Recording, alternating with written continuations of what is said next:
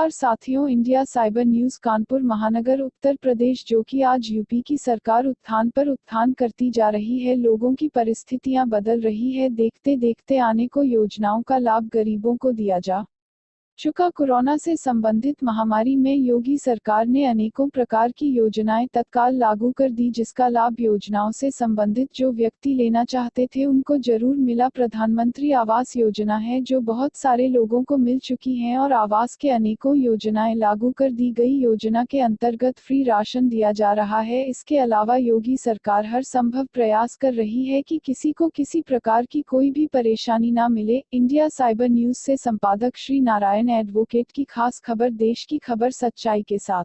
हमारे यूपी में बन रहा है, नाम है जेवर एयरपोर्ट। योगी सरकार ने जेवर हवाई अड्डे के लिए 2000 करोड़ रुपए का बजट प्रस्तावित किया है। जेवर एयरपोर्ट को नोएडा और दिल्ली से मेट्रो रेल के जरिए कनेक्ट किया जाएगा। इस एयरपोर्ट पर बुलेट ट्रेन का भी एक स्टेशन होगा। 5000 हेक्टेयर में बनने वाले जेवर एयरपोर्ट के बनने के बाद यूपी का भौकाल और भी बढ़ जाएगा। योगी जी के रहते हुए यूपी में भारत का सबसे लंबा एक्सप्रेसवे भी बन रहा है, नाम है पूर्वांचल एक्सप्रेसवे। ये उत्तर प्रदेश के कई जिलों से होकर गुजरेगा, जिसमें लखनऊ, बाराबंकी, अमेठी, सुल्तानपुर, अयोध्या, अंबेडकर नगर, आजमगढ़, मऊ और गाजीपुर है। इसके बनने के बाद 340 किलोमीटर की दूरी में 3 घंटे में पूरी हो जाएगी।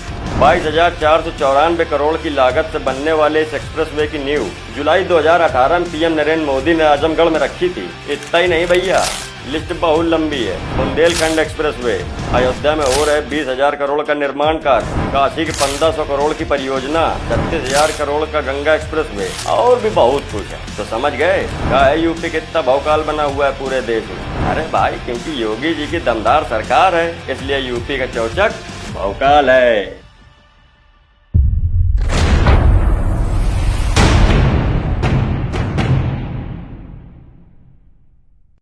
सत्ता स्वार्थ के लिए हम देश का विभाजन करवा दें, इससे निम्न स्तरीय हरकत दूसरी हो नहीं सकती। और 1947 में यही हुआ था इस देश के साथ।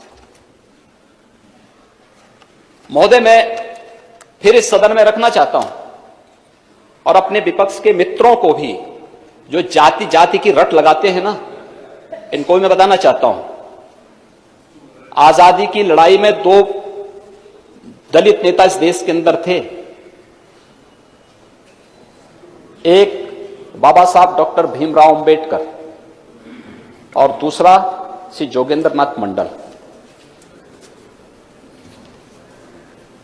ये 2 नेता थे, नेता प्रतिपक्ष में। आप चाहूंगा नोट करें और इसको, इन दोनों की कथा को सुने, क्योंकि उम्र के साथ आपको प्रवचन सुनने का अभ्यास हो रहा है। मुझे बहुत अच्छा लगा है और एक अच्छी शुरुआत है। प्रवचन सुनता भी ठीक से हूं।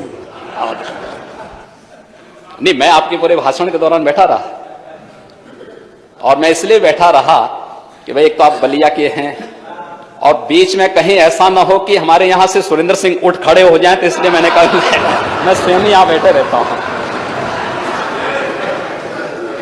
तो मैं इसलिए बैठा रहा कि नहीं, मैं पिछली बार नहीं बैठ पाया था, इसलिए इस बार मैं स्वयं ही आपके लिए बैठूंगा। लेकिन हमें इन चीजों को जानना पड़ेगा। देखिए, सत्ताएं आएंगी जाएंगी, महत्वपूर्ण ये नहीं है। महत्वपूर्ण देश है। इस देश से बढ़कर कुछ नहीं हो सकता, हमारे देश कुछ नहीं हो सकता है। और इसलिए इन 2 नेताओं की कथा को हर भारतवासी को सुनना चाहिए और तब सीए पर अपना जवाब भी तलाशना चाहिए। 1946 में जब नेशनल असेंबली के इलेक्शन हो रहे थे, तो कांग्रेस ने बाबा साहब भीमराव अंबेडकर को मुंबई सीट से हरवा दिया था। बाबा साहब भीमराव अंबेडकर हारे, तब बाबा साहब भीमराव अंबेडकर को कोलकाता से अपनी सीट छोड़ने वाले कोई नेता थे 1946 में, तो वह थे जोगेंद्र नाथ मंडल। 1940 के दशक में देश के अंदर दलितों, वंचितों और केवल देश ही नहीं, दुनिया के ये आवाज बने थे दोनों नेता। लेकिन 1946 में एक तरफ बाबा साहब भीमराव अंबेडकर को प्रलोभन दिए जा रहे थे। किसने नहीं दिया? जिन्ना ने दिया, हैदराबाद के निजाम ने दिया, जूनागढ़ के नवाब ने दिया, लेकिन बाबा साहब भीमराव अंबेडकर उन्होंने कभी अपने मुद्दे से टस से मस नहीं हुए।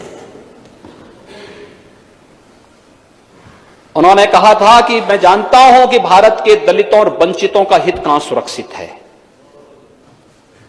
ये बाबा साहब भीमराव अंबेडकर ने कहा था, और उन्होंने पाकिस्तान बनाने का विरोध किया था। बाबा साहब भीमराव अंबेडकर पाकिस्तान बनाने का विरोध किए थे, पुरजोर विरोध किया था, लेकिन जोगेंद्र नाथ मंडल जिन्ना के बहकावे में आ गए, देश विभाजन का समर्थन कर दिए, पाकिस्तान चले गए। बाबा साहब भीमराव अंबेडकर आजाद भारत में भारत के कानून मंत्री बनते हैं, जोगेंद्र नाथ मंडल पाकिस्तान के कानून मंत्री बन जाते हैं।